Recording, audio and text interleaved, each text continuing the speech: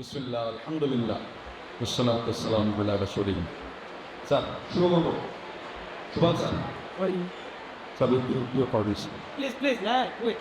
আমি আসলে খুবই ব্যস্ত, আমার আসার কথা ছিল না, কিন্তু আমি যখন জানছি যে সোপান স্যার আছেন তখন আমি ভাবলাম যে স্যারের কাছ থেকে একটু দোয়া নেব, পাশাপাশি আমাদের সাথে কিছু কথা দেখব। আজকে যে বিতর্ক ছিল চমৎকার বিষয়, এবং আপনাদের যে বিতর্ক, সে বিতর্ক শুনে আমার কাছে কবি হেলাল হাফিজের একটি কবিতার কথা মনে হচ্ছে। চলেন আমরা একটু সেটা পড়ি। সেটা হলো যে, হয়তো তোমাকে পেয়েছি নয়তো গিয়েছি এরে, থাক না ধ্রুপদী অস্পষ্টতা, কে কাকে গেলাম ছেড়ে। এই যে ধ্রুপদী অস্পষ্টতা, যে মোবাইলকে আমি ইউজ করবো নাকি করবো না, মোবাইলকে আমাকে আদৌ উপকার করছে নাকি ক্ষতি করছে, মোবাইলকে আমাকে আসলেই মানসিক যে বিকাশ সেটাকে বাধাগ্রস্ত করছে নাকি আমার যেই সামনে আগানোর পথ সেটাকে রুদ্ধ করে দিচ্ছে। এটা কিন্তু আসলেই বর্তমান সময়ে অনেক গুরুত্বপূর্ণ একটা আলোচনার বিষয়। এখানে যারা আছেন অনেকে আমার স্টুডেন্ট আছে, যারা ঢাকা বিশ্ববিদ্যালয়ে পড়ছে, বিভিন্ন বিশ্ববিদ্যালয়ে পড়ছে, তাদের সাথে আমি দীর্ঘ একটা সময় এগুলো নিয়ে কথা বলেছি। তাদেরকে আমি বোঝানোর চেষ্টা করেছি যে এই যে ধ্রুপদী অস্পষ্টতা, এটা থেকে কীভাবে আমরা বেরিয়ে আসবো।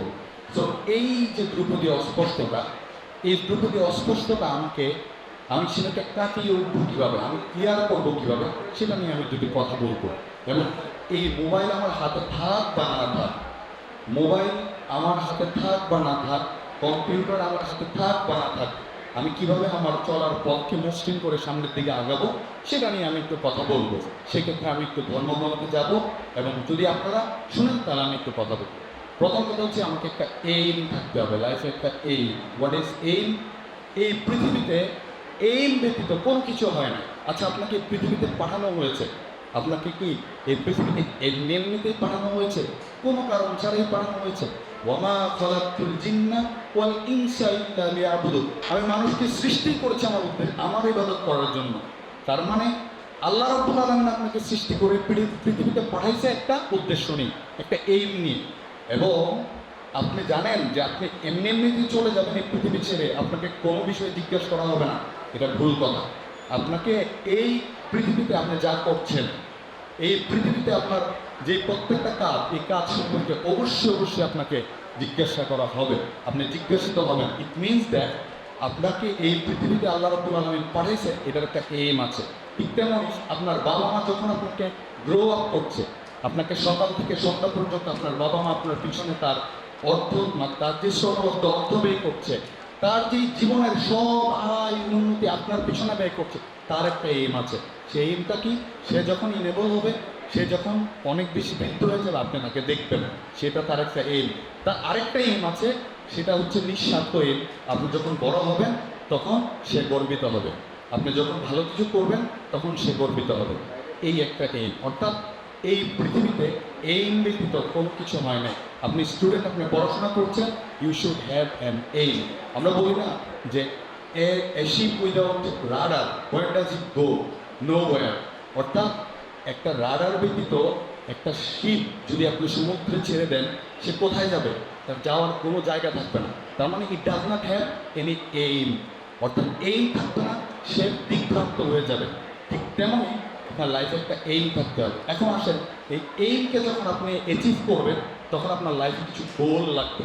এই গোল হচ্ছে এইমের স্মল পার্ট। যেমন ধরেন, একটা ফুটবল মাঠে যখন 11 জন 22 জন প্লেয়ার ছোটাছুটি করে, তাদের একটা এইম হচ্ছে কি? খেলাটা জয় করা। আর তাদের যে গোল থাকে, সেই গোল হচ্ছে গোলকিপারের পিছনে যে জালটা, সেই জালটাতে বলটাকে টিকে দেয়া। অর্থাৎ এইমটাকে অ্যাচিভ করতে আপনার লাইফের যে স্মল যে পদক্ষেপগুলো আছে, এটাকে বলা হচ্ছে গোল। যেমন ধরেন, ভগবত গীতাতে বলা হয়েছে, বেবাসায়া আদমিকা বুদ্ধি এই কাহা কুরু নন্দনা। অর্থাৎ যে ব্যক্তির বুদ্ধিটা মানে কোনোভাবেই একাগ্রচিত্র হয় না, বেবাসায়া আদমিকা বুদ্ধি, এদিক সেদিক চলাফেরা করে, তার জীবনটাই বিনষ্ট, তার জীবনটাই ধ্বংস হয়ে যাবে। সে কখনোই একদিকে চলতে পারবে না। ঠিক তেমনই আপনার হাতে মোবাইল থাকুক, weather it is addictive or not addictive, আমি ওদিকে যাচ্ছি না। এটাকে আপনাকে কর্টিসল রিলিজ করতেছে ব্রেন থেকে, নাকি ডোপামিন রিলিজ করতেছে, আমি ওদিকে যাচ্ছি না। বাট আপনার লাইফের গোল কি? আপনি কোন গোল দিকে যাচ্ছেন? আপনার যদি গোল না থাকে, আপনি তো গান গাবেন, हम किस गली जा रहे हैं, আপনার कोई ঠিকানা নেই, তো আপনি ঠিকানাবিহীন ছুটবেন।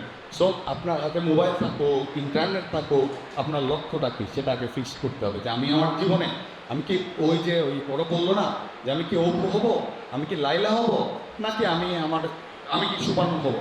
ঠিক আছে, আমার কথা হচ্ছে যে এই জায়গাটাকে আপনাকে একটা ফিক্সড করতে হবে। দেন আপনার হাতে মোবাইল থাকুক না থাকুক, আপনি নিজেই ফিরে আসবেন আপনার পথে। আপনি যখন ট্র্যাক আউট হয়ে যাবেন তখন আপনি ট্র্যাকিং হওয়ার জন্য আপনার সেই গোল, আপনার সেই এইম আপনাকে ছুটে নিয়ে আসবে।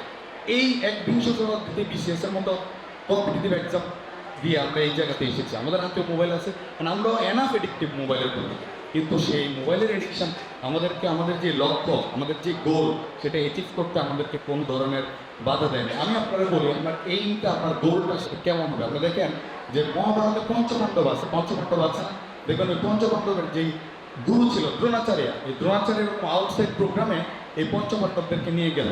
তো সেখানে একটা গাছ ছিল, ওই গাছের মধ্যে একটা পাখি ছিল, মানে এই আর্টিফিশিয়াল একটা পাখি। তো দ্রোণাচার্য তাদেরকে বললো যে তুমি এই পাখির চক্ষুকে তুমি লক্ষ্যবস্তু করে সেখানে তীর মারবা।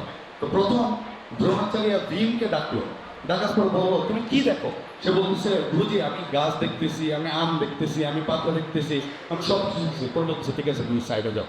ফাইনালি উনি অর্জুনকে ডাকলো, অর্জুনকে বললো যে তুমি কি দেখো। সে বলতেছে গুরুজি আমি পাখির চক্ষু দেখি। বলতেছে তুমি কি আর কিছু দেখো না। বল না গুরুজি, আমি তোমার গুরু, তোমার সঙ্গে দাঁড়ানো, তুমি কি আমাকেও দেখো না। না গুরু আমি আপনাকে দেখছেন, ঠিক আছে তাহলে তুমি তীর মারো। তখন ওই তীর গিয়ে চুষতে সেই পাখির চোখের মধ্যে। সুতরাং তুমিও যদি তোমার লাইফের অনেক বড় একটা অ্যাচিভমেন্টকে তুমি যদি অর্জন করতে চাও, তাহলে তোমার একটা এইম থাকতে হবে। ওয়েদার তোমার গার্লফ্রেন্ড আছে, বয়ফ্রেন্ড আছে, ওয়েদার তোমার হাতে মোবাইল আছে, ওয়েদার তোমার হাতে ইন্টারনেট আছে, কোনো ম্যাটার করে না। তুমি যখন ওই একটা চোখকেই দেখবা, তখন তুমি সেখানেই স্বর নিক্ষেপ করতে পারবা। তোমার লাইফে সেই জায়গাতে গিয়ে তুমি টিকতে পারবা। একটা জিনিস কি, যারা সমাজকে ছেড়ে দেয়, যারা খেলাধুলা ছেড়ে দেয়, যারা বন্ধু বান্ধবকে ছেড়ে দেয়, যারা ইন্টারমিডিয়েটকে মানে ইন্টারনেট ছেড়ে দেয়, সব কিছু ছেড়ে দিয়ে যারা সফল হতে চায়, তারা আসলে সফল হয় না। তারা কোনো একটা কিছু অ্যাচিভ করে, দিন শেষে তারা মরাল হয়ে ওঠে।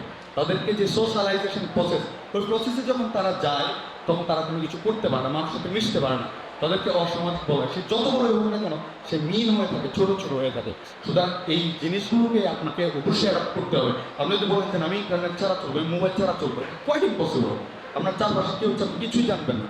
তো এইটাকে সাথে নিয়ে আপনি সামনের দিকে কীভাবে এগোবেন, যখন আপনার একটা স্পষ্ট গোল থাকবে, একটা এইম থাকবে, আর সেই গোল আর এইমটাকে আপনি কীভাবে অ্যাচিভ করবেন সেইটারও একটা বিষয় আছে। যারা আমার ইউনিভার্সিটির ভাইয়েরা আছো, ছোটো ভাইয়েরা আছো, তাদেরকে আমি বলছি তোমরাও সেম, মানে 100% শিওর তোমরা স্ট্রাগল করতেছো, গার্লফ্রেন্ড কেমনে ম্যানেজ করবা, সমাজ কেমনে ম্যানেজ করবা, তারপর আবার কে কী বলতেছে সেটা কেমনে ম্যানেজ করবা। মনে রাখো আমি ফিজিক্যালি অনেক উইক ছিলাম, তো বাংলাদেশ পুলিশের ট্রেনিংয়ে আছে এখন সারদাতে।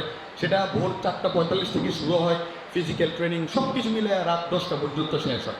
তো আমি যখন পুলিশের ট্রেনিংয়ে যাই, তখন আমি ভাবলাম যে আমার লাইফে মনে হচ্ছে বড় ভুল চয়েস করছে পুলিশে আসা। আমি কী করলাম, এই ট্রেনিং আমি কেমনে করবো, আমি তো পারবো না। তো যাই হোক সেখানে গেলাম, সারদাতে যাই, যখন ট্রেনিং শুরু করলাম 3 মাস যাওয়ার পর এখন ট্রেনিং আমার কাছে স্বাভাবিক হয়ে গেছে। কিন্তু আমি প্রত্যেকটা দিন কীভাবে পার করছি সে বিষয়টা আপনাকে বলি। আমার ব্রেইন একদম ক্লিয়ার ছিল যে আমার ভোর 4:45 উঠতে হবে।